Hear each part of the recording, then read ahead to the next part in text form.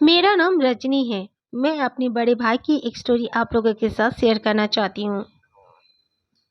मेरे भैया स्टडी करने के लिए राजस्थान चले गए, पर कौन सा उनका यूनिवर्सिटी कॉलेज का नाम मैं नहीं बोल सकती। जो भी हो, वो चले गए। उनको रहने के लिए वहाँ पर थोड़ा सा प्रॉब्लम होने लगा। जिस रूम में वो रहते थे उनके साथ और 4 लड़के रहते थे, जिनकी आदत बिल्कुल भी अच्छी नहीं थी। इस वजह से वो वहाँ से जाना चाहते थे।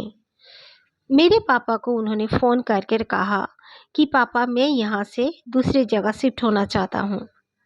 मेरे पापा ने कहा फ़िक्र मत कर, मैं 2-3 दिन में ही आता हूँ और तेरे लिए कुछ व्यवस्था करता हूँ। ये कहकर मेरे पापा ने फ़ोन रख दिया। मेरा भाई भी फ़ोन रख दिया। उसके बाद 2 से 3 दिन बाद मेरे पापा ने उसे कॉल किया। वो रोज़, ऐसे में उसका हैबिट था, वो रोज़ कॉल नहीं किया करता था।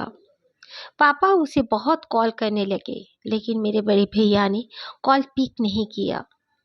मैं और एक बात बताती चलूँ, बचपन से ही हमारी मॉम नहीं है, तो इसीलिए मेरे पापा ही हम दोनों के मॉम हैं और डैड हैं। तो इसी तरह मेरे पापा ने कहा कि ये क्या हुआ, फ़ोन पिक क्यों नहीं कर रहा है। पापा बहुत फिक्रमंद हो गए। मैंने कहा पापा आप फिक्र मत करो, ज़रूर भाई बिज़ी होगा कुछ पढ़ाई वढ़ाई के लिए, उसका एग्ज़ाम्स भी आ रहे हैं। मैं पापा को बहलाना चाहती थी, पर फिक्र मुझे भी बहुत हो रहा था। फिर अचानक से रात के 2 बजे पापा का फ़ोन रिंग होता है। पापा ने फ़ोन उठाया तो वो कोई हॉस्पिटल का कॉल था, जो कि कह रहे थे आपका बेटा है ना ये नाम का, यानी कि मेरे भाई का नाम संजय है। तो मेरे पापा ने कहा हाँ आप कौन बोल रहे हैं। तो वो लोग बोलने लगे कि मैं हॉस्पिटल से बोल रहा हूँ और आपके बेटा को होश आ गया है। अब तक हमें कुछ पता ना होने की वजह से हम किसी को कॉल नहीं कर पा रहे थे। मेरे पापा बहुत घबरा गए और कहा हुआ क्या था। तो उन्होंने कहा आप आ जाइए और आपके बेटे से मिलिए, और फ़ी वगैरह भी यहाँ पे जितना मतलब पेमेंट वगैरह भी आपको करना है। तो मेरे पापा तैयार हो गए तुरंत उठकर, और मैं भी उनके साथ तैयार हो गई और हम लोग राजस्थान के लिए सुबह ही निकल पड़े। वहाँ पर पहुँचने के बाद हमने देखा, चलो गॉड ब्लेस, मेरा भाई बिल्कुल ठीक ठाक ही था।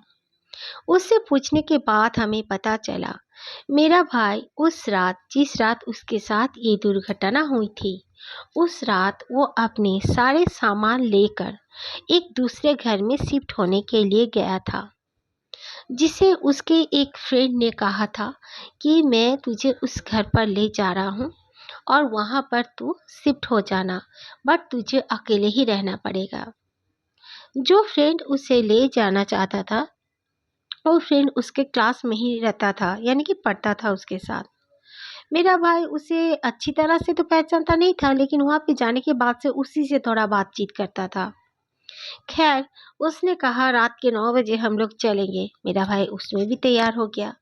बाहर से भी खाना वाना खाता था मेरा भाई, वो सब उसका कोई झमेला नहीं था किचन वगैरह का। बस उसके कपड़े और किताबें ही उसके साथ थे। मेरा भाई अपने सामान लेके उसके साथ चल पड़ा। तो जाने के बाद उस फ्रेंड ने कहा कि तू यहाँ पर रुक, मैं आता हूँ एक गाड़ी लेकर, क्योंकि जो गाड़ी में बाइक में लोग जा रहे थे उनको कुछ प्रॉब्लम हो रही थी। तो मेरे भाई ने कहा ठीक है, तो लेकिन जाएगा इस सुनसान रास्ते पे, मैं अकेले कैसे खड़ा रहूं, मुझे तो डर लग रहा है यार, मेरे भाई ने कहा। तो उसका जो दोस्त था किशोर, उसने कहा घबरा मत, मैंने कॉल कर दिया है। वो लड़का जो है उसने कहा कि बाइक में करके मैं जाता हूँ, ये बाइक छोड़कर मैं गाड़ी लेके तुरंत आता हूँ। तो मेरे भाई ने कहा ठीक है। उसने सामान वहीं पे रोका, एक स्टैंड टाइप का था, यानी कि बस स्टॉप था।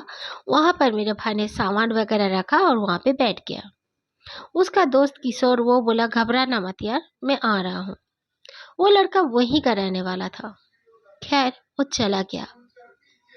जाने के 5 से 6 मिनट बाद मेरे भाई ने देखा, एकदम सुनसान जगह था वो। मेरे भाई को काफ़ी डर लग रहा था। उसी वक्त मेरे भाई ने पापा को कॉल करने की कोशिश भी की, लेकिन मेरे पापा ने कॉल रिसीव नहीं किया या कॉल नहीं किया, उसे कुछ समझ में नहीं आया। वो कॉल करते करते उसी समय जब ऊपर अपना मुंह उठाकर देखता है तो उसके सामने में एकदम गंदे कपड़ों में एक लड़की खड़ी होती है, जिसके बाल बहुत ही लंबे थे। और यही नहीं, वो जैसे मुंह से कुछ बोल रही थी, कुछ बुड़बड़ा रही थी। ये देखकर मेरे भाई बहुत चौंक गया और खड़ा हो गया। खड़ा होकर बोलने लगा, पीछे हटो, तुम इतने सामने आकर खड़ी क्यों हो रही हो? कौन हो तुम? तो वो लड़की कुछ जवाब नहीं दी और वो पीछे हट गई। फिर थोड़ी देर बाद में मेरे भाई को महसूस हुआ कि उसके करीब में जैसे कोई बैठ रहा है। उसने घूमकर देखा तो वही लड़की थी। मेरे भाई को बिल्कुल अच्छा नहीं लगा। वो सोचने लगा कि ये कोई गरीब जरूर यहीं के आमने सामने के भीख मांगती होगी, पागल होगी। मेरे भाई ने अपने कपड़े और अपनी किताबें सारे उठाकर जब वहां से जाने लगा तो उस लड़की के जो वॉइस ही नहीं था लग रहा था। वो लड़की बोली, खबरदार, बिल्कुल मर्दों के आवाज से, खबरदार, अगर तू यहाँ से गया तो आगे जाएगा तो मारा जाएगा। तू यहाँ पर ही बैठे रह, मैं तेरी ही सुरक्षा के लिए यहाँ पर आई हूँ। मैं नहीं चाहती मेरे रहते तुझे कुछ हो। मेरा भाई चौंक पड़ा और कहने लगा, लेकिन तुम